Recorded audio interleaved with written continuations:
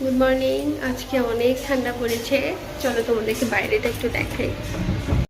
আমরা যেহেতু অফিসের ডর্মেই থাকি, তাই আমাদের বাউন্ডারির পরের থেকেই তার অফিসে শুরু। তো দেখো পরিবেশটা কি পরিমাণে ঠান্ডা, কুয়াশা, মনে হচ্ছে একদম সন্ধ্যার আগ মুহূর্ত, অথচ এখন বাজে প্রায় সকাল 10টা। প্রচণ্ড ঠান্ডা পড়েছে কদিন হলো। ঘুম থেকে উঠে দেখি পালমশাই রান্নাঘরে, মনে হয় আমাদের সবার জন্য নাস্তা বানাচ্ছে। যেহেতু আমি তো অসুস্থ, শ্বাসকষ্ট, তো সে আমাকে সকালে উঠতে দেয় না। তো চলো দেখি সে কে করে।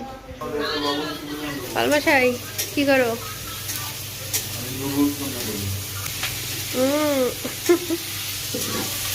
এটা কি কি কি দিছো? ফুলকপি আর ব্রকলি?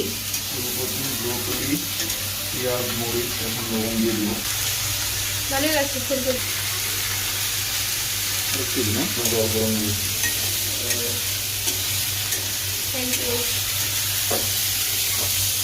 পালমশাইয়ের প্রতিটা কাজ এতটা নিখুঁত, সে প্রতিটা কাজ অনেক যত্নের সাথে করে। তোমরা সবাই দেখো আমার জামাই কত সুন্দর করে ডিম নেড়ে দিচ্ছে নুডলসের মধ্যে।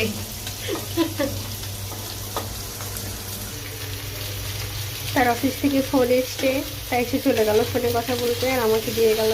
যাই হোক, বাকিটুকু দেখি কতটুকু কী করতে পারি। যেহেতু সে খুব একটা ভিডিও সামনে আসে না, আমি যখন ভিডিও করছিলাম সে খুবই লজ্জা পাচ্ছিল, বারবার হাসছিল আর বলছিল আমার মুখ দেখিও না। সালাম করি। এই যে সে সকালে ঘুম থেকে উঠে খেলতে শুরু করে দিচ্ছে। তাকাও একটু দেখি। জয়, এই যে টুকি, ব্রোকলি, ফুলকপি সব কিছু দিয়ে ডিম।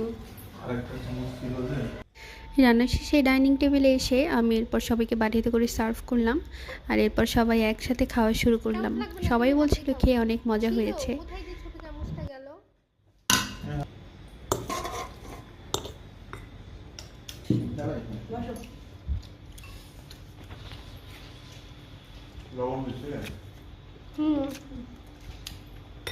মজা হয়েছে, আসলে মজা হয়েছে। পাম না সত্যি। এরপর না আমরা সবাই অনেক মজা করে নুডলস খেলাম, একসাথে দাঁড়িয়ে বসে সবাই খাচ্ছিলাম। যেহেতু আমি মাত্র ঘুম থেকে উঠেছি, আমার আর বসতে ইচ্ছা করছিল না, আমি দাঁড়িয়ে দাঁড়িয়ে খাচ্ছিলাম। আর এপাশে যেহেতু সব প্লেটও আনা হয়নি, তাই পালমশাই দাঁড়িয়েই খাচ্ছিল, আর তার দাঁড়িয়ে খাওয়াটা নিয়ে আমি খুব মজা করছিলাম। এইভাবে গামলা নিয়ে খাচ্ছে। আজকের ব্লগটা এই পর্যন্তই। তোমরা ভালো থেকো, সুস্থ থেকো, তোমাদের সাথে আরও অনেক গল্প হবে। কেমন?